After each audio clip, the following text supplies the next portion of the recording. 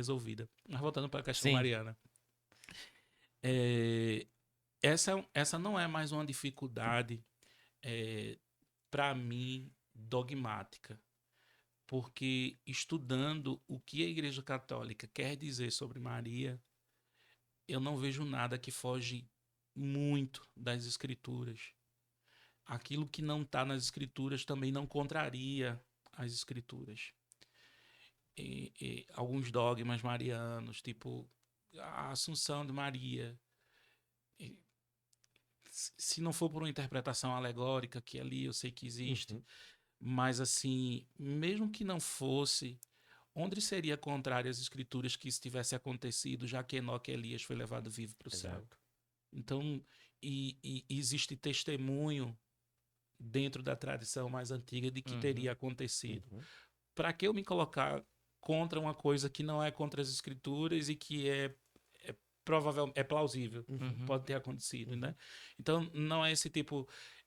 As minhas objeções foram aparecendo e se resolvendo. Uma delas era a questão dos atributos divinos, né? De onisciência, onipresença, como é que a Virgem Maria poderia ouvir todas as orações. Que é a onipotência suplicante. Né? Exatamente. Depois eu fui entendendo, né? Eu escutei alguma coisa do padre Paulo Ricardo, esclarecendo de como é que muitas vezes, como pentecostal, a gente tinha assim, por meio dos dons espirituais, a gente acabava recebendo uma informação sobre um missionário na Papua Nova Guiné que estava precisando de oração naquele momento. E a gente não é onisciente, mas recebia aquela informação pelo Espírito Santo, né? Demais. E aí a gente foi compreendendo isso. Mas minha grande dificuldade hoje, resolver essas questões, que não é um problema, assim, e uma coisa assim que muitos católicos acham que é um problema para protestante, mas não é para protestante sério que estuda, é a afirmação que Maria é mãe de Deus. Porque isso é uma coisa resolvida. Resolvidíssima. Quem não afirma isso é herege. Assim, olha só. É uma heresia. Nenhum dos reformadores negaram. Nenhum. E os reformadores iam até muito além do que muitos evangélicos vão hoje, porque a virgindade perpétua de Maria era afirmada pelos reformadores e outros dogmas marianos. Né? É o movimento evangelical, que é uma coisa diferente do século XIX nos Estados Unidos, que tem esse antagonismo muito forte. Mas a minha dificuldade hoje é mais uma questão assim do coração, de devoção, de expressão de devoção mariana. Eu tenho uma amiga que ela se converteu ao catolicismo recente e ela começou via movimento político conservador e tal. Foi o caminho que ela fez junto com o noivo. O noivo já era católico, ela foi. E me doía, eu tô contando para vocês como é que eu percebo essas coisas na minha cabeça, né? Me doía ver como ela, para mim, pareceu que Jesus sumiu da relação dela e a Virgem Maria ganhou esse lugar. Entendi. Ela já não mencionava mais Jesus e ela mencionava muito a Virgem Maria e antes, enquanto evangélica, essa relação era com Jesus. Essa relação passou a ser com a Virgem Maria.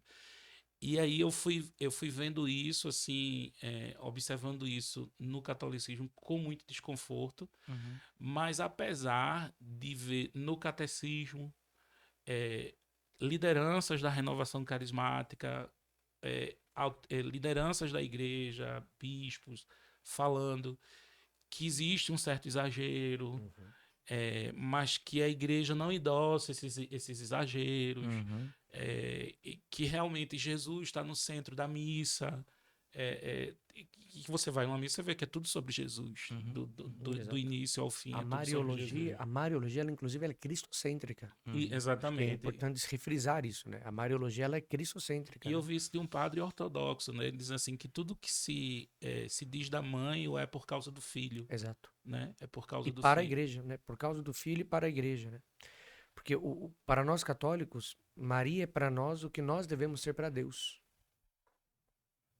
Percebe? Perfeito. Então, para nós, não haveria problema nenhum colocar Maria como principal referência do que é ser cristão. Né? Então, para nós, a principal referência do que é ser um seguidor, uma seguidora de Jesus, encontra-se na figura de Maria. Né? Quando, por exemplo, de modo mais devocional, se fala que é a revelação privada, né, de Nossa Senhora de Fátima, por fim, meu imaculado coração triunfará. que é o Imaculado Coração triunfando, de fato, no coração das pessoas? É quando as pessoas tiverem aquela mesma docilidade de Maria ao receber o Espírito Santo. Percebe? Tiver aquela mesma docilidade, quando o Espírito Santo encontrar em nós, aquela mesma docilidade que Maria teve de receber o Espírito Santo para gerar Jesus. Né? Para gerar Jesus para o mundo. Brilhe para o mundo a vossa luz, Mateus 5,16, para que vendo as vossas boas obras possam glorificar a Deus. E quem é a luz do mundo? Não sou eu. Jesus não chama, vós sois sal e luz, mas a luz não vem de mim, vem de Cristo. É o mistério lune, né? A lua, ela recebe a luz do sol e ela só brilha porque tem um sol que o brilha, mas eu vejo a lua brilhando. Então, para nós, esse é o mistério. A Maria e a Igreja, elas são duas figuras que nós interpretamos sempre juntas. Por isso que o Vaticano II, fantasticamente, tira o Tratado da Mariologia, que continua na teologia, mas no concílio ele joga o Tratado da Mariologia no capítulo 8 da Lumen Gentium, para finalizar, né, a Lumen Gentium, que é o Tratado sobre a Igreja, mostrando que é a principal referência do que é ser igreja, que é Maria. Né? Então, agora, é preciso corrigir também para que a gente também possa mostrar, por exemplo, para pessoas que não são católicas, o que de fato nós queremos fazer quando a gente tem esse culto mariano, porque é um culto mariano, né? E aí nós temos objeções que nós temos que fazer. Né? Por exemplo, não cito a comunidade, mas existe um movimento católico que fala de um milenarismo mariano. Isso é uma heresia. Primeiro que o Concílio de Trento e outros tantos já condenaram a doutrina de qualquer tipo de milenarismo. Que interprete, por exemplo, o reino de 1000 anos do livro do Apocalipse. Né? Então nós não cremos num milenarismo mariano, de um reino mariano desse tipo milenarismo para que venha Jesus. Não é assim que nós interpretamos. Mas sim, se Maria é vista como exemplo para moldar a igreja nessa preparação para Cristo, beleza, mas que é preciso que haja um reino mariano, milenarista, como se colocam por aí, isso já é uma heresia. Isso precisa ser corrigido. Né? O coração humano, ele é sempre tendencioso a ir pro extremo, né? E Santo Tomás de Aquino diz que a virtude está no meio, né? Tá no equilíbrio. Isso é legal. Porque assim, de fato existe o exagero por parte de algumas pessoas em particular, existe. Mas como é que a gente faz para voltar pro eixo? É voltar para a autoridade que nos orienta, né? Então a igreja em si, ela nunca respaldou esse exagero comportamental relacionado à Virgem Maria. Embora a gente, enquanto católico, perceba a importância dela para todo o start de Cristo na Terra, né? Tudo que Deus, de forma extraordinária, vai iniciar, passa primeiro por ela, de alguma forma, no entendimento católico. Então a gente entende um acesso ao Cristo por meio dela, né? Então quando a gente olha, Deus quer intervir na Terra, ele vai encarnar, né? Uma das maiores manifestações de Deus na Terra é o Filho encarnar. E ele não faz isso sem antes contar com um sim dela. A visita que ela fazia a Santa Isabel, né? Que não quer dizer que não poderia fazer sem, mas ele escolhe mas sim. quis escolher. Então, de alguma forma, a Terra é impactada pela encarnação do Verbo, passando antes por ela, de alguma forma, né? É o decreto, né? A teologia do decreto único, né? No mesmo momento que Deus decretou a encarnação, ele decretou em quem iria se encarnar. Exatamente. Aí ela vai visitar a Santa Isabel e ela faz a experiência com Deus, mas tendo primeiro a saudação dela, de alguma forma. Mas, enfim, todos os inícios de Deus, né? Então, ele vai iniciar o ministério público dele. Lá nas bodas em Caná, ainda não tinha revelado. E o primeiro sinal que ele revela antes, contando com a intervenção dela. Né? Em Pentecostes, o Espírito vai descer. Ela, sendo conhecida no meio católico como esposa do Espírito Santo, ela já tinha essa experiência íntima. Mas, mesmo assim, ela estava lá. E ele desce, contando antes que com ela esteja lá.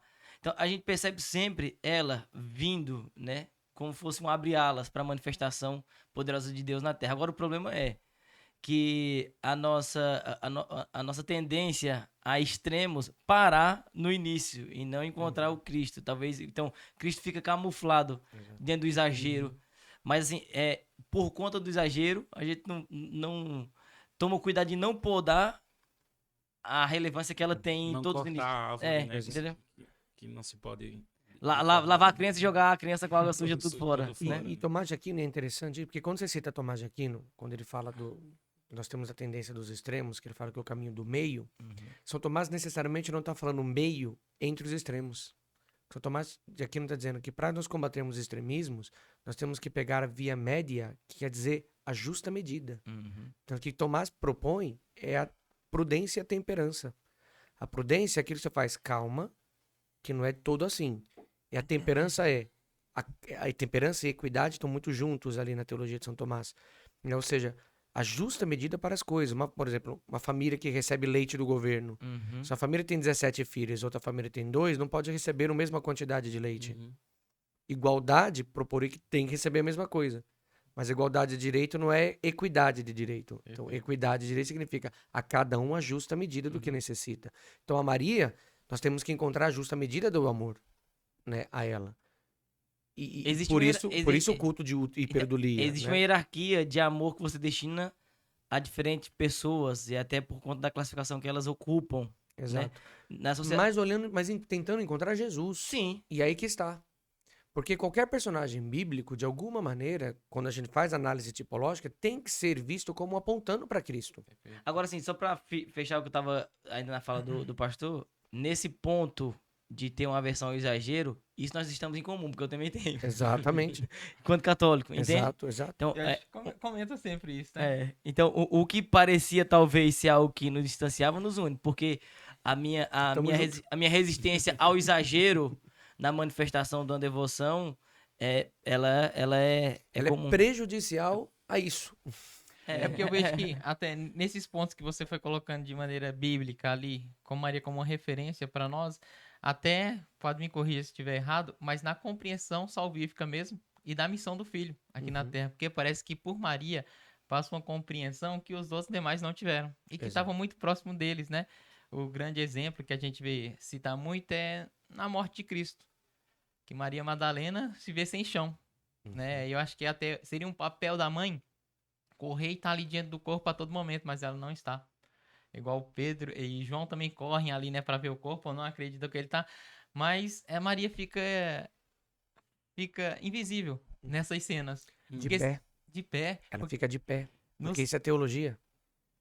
A pé é a posição de quem acreditava na ressurreição. Exato, isso que eu ia falar. Ela não caiu, ela estava de pé. Diante de todo o cenário que está acontecendo, não mostra ali uma mãe desesperada, porque acreditava na obra salvífica do que o filho ela veio. Ela viu o milagre da concepção. Ela sabia do que Jesus estava dizendo. E está sempre modelando, né? Enquanto o padre estava falando, eu estava refletindo esse modelo de espiritualidade em Maria, né? Mesmo para quem não reconhece. Porque o que é que se diz na mística evangélica, na espiritualidade evangélica, tanto evangélica mais tradicional lá do século XIX, a escola de Keswick de santidade, como a pentecostal? Como é que você fica pleno do espírito? Eles têm umas regras e uns passos, né? Quando você se rende inteiramente. Então, Maria modela esse comportamento de rendição total, né? Faça-se em mim. Segundo a tua vontade. Aí ela é plena, né? O espírito se apodera, né? Com aquela linguagem do Antigo Testamento sobre Davi. O espírito do Senhor se apoderou de Davi e transformou ele em outro homem, né? Mas ainda que não fossem todas essas coisas, assim, o Pentecostes, o Calvário e tudo, ainda assim, a Virgem Maria é muito singular, porque nenhum outro ser humano recebeu Deus em seu ventre. Então, isso é muito singular. É uma experiência que a gente tem, assim, por analogia, mas não foi dela como realidade, né? A gente tem Cristo por em isso nós. Que ela não é uma mulher qualquer. Não é uma mulher qualquer. Foi isso que eu estava... Enquanto você estava falando, eu estava pensando, não é uma mulher qualquer. Não é qualquer, nem pode ser. Um ser humano singular, um único, que nenhum outro. E na Bíblia a gente encontra coisas desse tipo. Quando você pega a Carta aos Hebreus, por exemplo, a Carta aos Hebreus, quem que coloca como ápice da fé? Abraão. Abraão é colocado como ápice da fé. Mas olha que interessante. É só nós vermos o movimento de Abraão com o movimento de Maria. É idêntico. Veja, Abraão estava na sua casa. Maria estava na sua casa. Abraão recebe anjos. Maria recebe o anjo. Abraão recebe anúncio de um filho. Maria recebe anúncio de um filho. Abraão diz sim. Maria diz sim. Abraão oferta seu filho. Maria oferta seu filho. Eita.